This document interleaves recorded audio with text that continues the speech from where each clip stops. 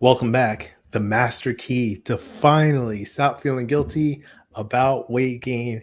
I got it for you this time. If you feel bad about letting yourself go, wondering why you keep falling off your new diet, feeling guilty from not being able to lose weight, or when you eat, you're having all kinds of issues, wondering what's wrong with you, that kind of thing. I'm going to tell you there's nothing wrong with you, show you a little compassion. In this video, I'm going to give you 2 secrets to stop feeling guilty once and for all, a new way to think about guilt and why it matters to leading the healthy, fulfilling life of your dreams. That sounds good to me. Welcome. My name is Reggie. I'm the founder of Fit for Freelance, where I build adaptive business leaders through compassionate health coaching. The guilt free game plan is the most compassionate way to build self control so you lose weight without all or nothing diets. That's linked below. Now, a quick note on the topic, the title. When I searched for feeling guilty about weight gain, the top result was National Eating Disorders Association, so it might be worth taking a screening test to see if those results can apply to you. But the 2 secrets, I'll give them to you right up front. 1, do more of what you want. And 2, accept yourself for being who you are and doing what you want. Think about that for a second. Click like if that's something you can relate to, or if you're liking this topic so far. Want to get into here a big pet peeve. Let me tell you something that bothers me deeply. Antithetical to everything I am, misinformation, disinformation, and misunderstandings that lead to all or nothing diets and low self-esteem. So when people are feeling disempowered or like they're not good enough based on some made up nonsense that someone is promoting online, that really bothers me. And that's something I even started Fit for Freelance on, trying to combat that misinformation so people have accurate information to help them take confident ownership of their path to freedom and fitness so they can lead to healthy, fulfilling life or their dreams. So when things don't work out that way, I'm probably going to have something to say about it. And I might get heated sometimes too, because that's a big problem that we're seeing a lot of, especially with even AI now and all the people who have podcasts and social media, and they don't think of what they're doing. They don't base their information on science, and they help cause people to feel bad about themselves. And that's not what it's about. It's even happened earlier today. A medical writing colleague sent me a video of a guy saying sugar is completely destructive, really exaggerating some of the effects of sugar in a really bad way. And then she was feeling bad about herself from that and her choices and liking some of the desserts that she chose based on this video that was based on complete nonsense. And so what happens, I asked her some questions and found out that how she eats now is fine for her, and she follows a lot of the best practices, and she's leading the life she wants. She's getting the results that she wants. So she's doing well how she is, and she's seen information that's making her feel bad about herself, and it doesn't have to be like that. So remember, your health outcomes, fitness levels, appearance, all that depend on 3 groups, all 3 categories of these things: your genetics, your environment, and your choices and habits. It's not just your choices and habits or your discipline or anything like that. It's all 3. And so when you have that fundamental understanding, you can make healthier choices for yourself and not feel bad about yourself. So there's a difference between what you can control, what you influence, and what you can influence, and what is beyond your control. This is serenity prayer. This is big. It applies to your entire life, but especially your health choices. Understanding the difference between these things is also good for stress management, all that stuff. And then when you have a clear picture of that, you have a better understanding of what is realistic for you specifically, and not just things you heard online from some random guy on YouTube, which is me, or on Instagram or TikTok or anything like that. So understanding yourself, your needs, what you can control, what you can influence, and what is beyond your control. 3 big steps. And to go with that, your preferences play a big part in your choices. So an analogy, something to compare it to, is books. When I was growing up, someone said something like, books, I didn't really love reading. And they said, I think it was a librarian, it's not that you don't like reading, it's that you haven't yet found things that you like to read. You haven't found your category of interest or things that are fun for you. And this will apply to health in just a second. So one of my colleagues in the industry, Patrick, he has Frontside Health. They do fitness, dietetics for skateboarders, healthy living over 35 basically. And he had a video I saw he posted yesterday. Having fun is by far the most effective way to create positive feedback into the process. This will lead to more consistency without feeling it's a chore. I linked him below on YouTube so you can take a look.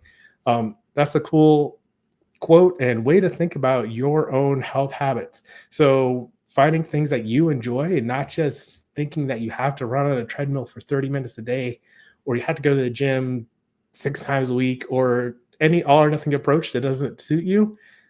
Don't do that. Do things that you find fun and enjoyable. So I have some examples: freestyle dance, booty shaking, dance class, walking outside, rollerblading, making a comeback, skateboarding, group fitness classes, basketball, pickleball, jump rope, bowling, touch rugby, gardening. You can go on and on. Just find something that you like to do that's fun, right? It doesn't have to be a chore or a hard thing to do. Something else that kind of contributed to this video, someone else I saw randomly on Instagram, Anabolic AZN, says the gym is easy stuff. And he went on a rant basically talking about people who glorify the hard work of going to the gym. And he was making fun of them. And it really illustrated that it's not hard for everybody. It doesn't even really need to be considered difficult or hard. It's just focus. And sometimes a lot of it is enjoying going to the gym and just having a preference to do that. So like he was talking about people who make it seem like it's the hardest thing in the world, like they're going to battle and they're struggling, they're walking on like an incline treadmill or just doing some basic squats, right? Like some things aren't that hard, but they like to play into some kind of hardcore warrior mentality. That can help motivate them. However, that can also demotivate people who think that working out has to be hard, right? So a few perspectives on that, but one thing I really want to highlight on this: some people like the gym. It comes easy to them. They value it, enjoy the results, and or they have personal motivations to do it. So I've been working out since high school when I was trying to get stronger for football and track, throwing discus and stuff like that. And in college for playing rugby. So to me, the gym comes very naturally because I wanted to see those performance results. But if you're someone who's never gone to the gym, you don't have a gym habit, you don't even like lifting weights, then you're not going to enjoy it. And it's going to feel like a struggle. And then when you see those other people who make it look like working out has to be the toughest, most difficult thing, you'd be like, well, I don't want to do that. And that's demotivating. That makes sense why you wouldn't want to do that. So that's why it's so important to do what you want. Next, your body adapts to and reflects how you use it. So use it how you like. This is something I've touched on a few times when it comes to choosing your activities, right? So if you don't want to go to the gym, that's totally fine. There is another extreme here where if you sit most of the day on electronic devices and eat portions of potentially unhealthy food that give your body more energy than you use, you're going to gain weight. And that is just consequences. It's not a good or bad thing. There's no inherent morality in that. It's just what you're choosing to do and how your body's adapting to it, given those three conditions: your genetics, environment, and choices, right? So keep that in mind. If you want an athletic, high-performing body, you could expect to do athletic things more often, so your body will adapt, make those things easier to do and maintain. So if you're feeling bad about your choices, consider that. You have to do the things to get the results that you want and be that kind of person who does the things. So the next step to think of, we're painting a whole 360-degree picture here. You already have habits. People get stuck when they think that they are going to start new health habits. And what they're really doing is changing and shifting their current habits into things that might suit their goals better, what they want. So you already are doing things. You're already eating every day. You are having your activity levels, making your choices, doing things. And so you want to think about how that is affecting your outcomes. The question: do you enjoy the things you've been doing? Do you like the results that they get you? So think about that. People rarely think about the habits that they're already doing on a daily basis. You want to consider what you want and if you like it. And the next thing, do more of what you want. Back to that. That's the top secret that I'm talking about. Do more of what you want. That way you don't have to feel guilty about it. When you're doing things for the fun of it and improved quality of life is more motivating than health outcomes like weight loss. So that is a study that I've linked below. I talk about sometimes. Dr. Seeger has an article, Rebranding Exercise, Closing the Gap Between Values and Behaviors. When people do things that make their day better, they're more likely to adhere to it than, focusing on long-term health outcomes or living longer or losing weight, because those outcomes are so distant from the life that they're living today, right? So if you make things more rewarding immediately, if it's fun to do, then you're more likely to continue it. So go ahead and do things that give you more energy. So you move better, you have less pain, more confidence, a bigger sense of accomplishment. You know what you're doing. You feel good about yourself. You've done things that you intend to do. All that can help motivate you and stay locked into those choices and changes that you're making. And you don't feel guilty about it because you actually want to do the things. Second point I want to make, a concept of guilt. Thinking about guilt a little more, if you're feeling it and experiencing it, you kind of want to dig in a little bit and understand what's causing it, what triggers it, so you can take a look at what you can do differently. So a concept of guilt, experience a difference of what you're doing from what you believe you should be doing. That is my definition. It's not an exact definition, but it's one way to think about it that can help you consider your choices and context so you can feel less guilty.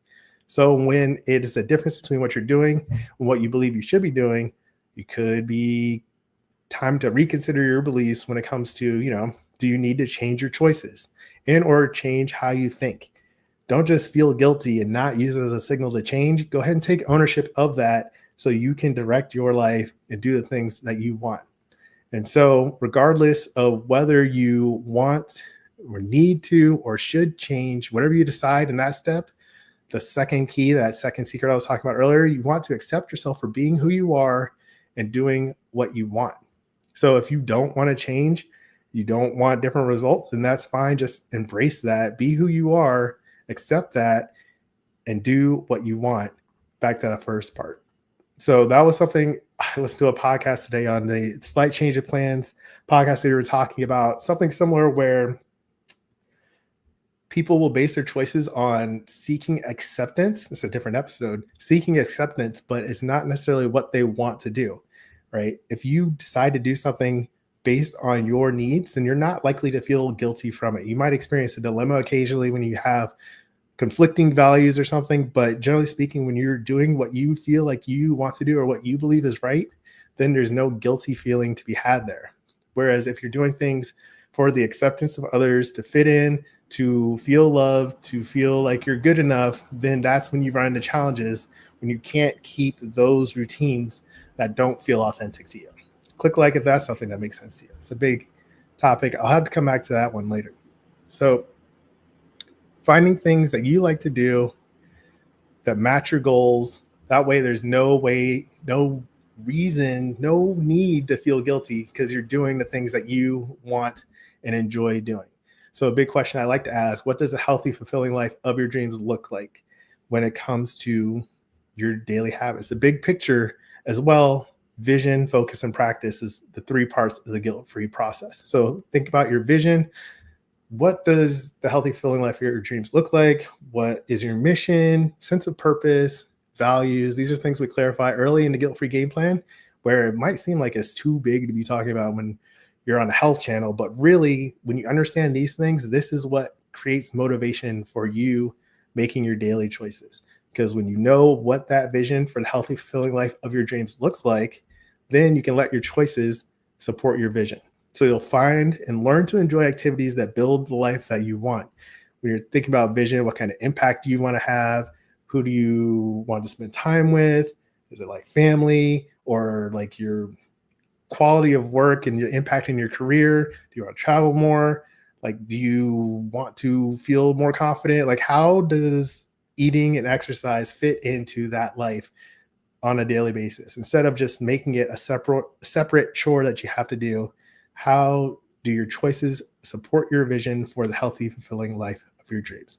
Then focus. That's the next step. When you're looking at realistic steps that you can take, instead of trying to do everything all the time, all at once, think about a couple realistic changes and shifts that you can make so you can lead that life on a daily basis and you can enjoy the process of doing it too. So what I'm highlighting here throughout this video is that it doesn't mean that the gym is for everyone. You should let those kind of ideas go. Most people don't need restrictive diets, all or nothing approaches. Just don't. What happens, we have this industry, this culture where it feels like everything has to be all or nothing, but that's not the case. You can do what fits your life, suits your lifestyle based on where you are now, and make some small changes and get great results that feel good. and there's no guilt necessary for that. So the question, what do you want to do?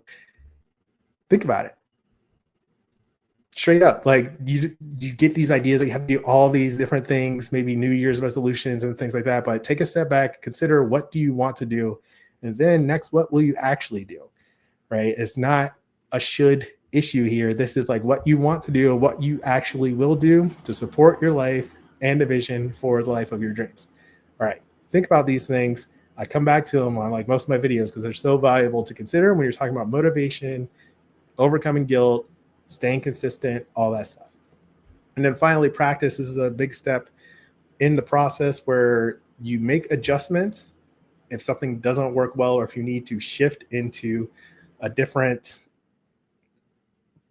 process, right? If something didn't work, then you look at what didn't happen correctly and what small tweaks you can make in your environment or your setting or how you think about things or the focus, the step that you're focusing on, so you can stay engaged in that practice. So the two things, just to recap, to finally stop feeling guilty about how your body works or how your body looks, and then what it looks like, all that, do more of what you want. And then 2, accept yourself for being who you are and doing what you want. 2 big steps. That's how you get over feeling guilty forever, just doing that. Link below, I've got the Get the 90-day jumpstart, a step-by-step approach that will help you build a healthier, stronger, and more balanced lifestyle that lasts. That's free. And then next, you can watch We Are What We Repeatedly Do, the Guilt-Free Health Coach. I'll put that over here. So let me know what you think in the comments. Does this help you think differently about guilt and how to lead a healthy, fulfilling life of your dreams? Click like, subscribe, and as always, keep practicing. Peace.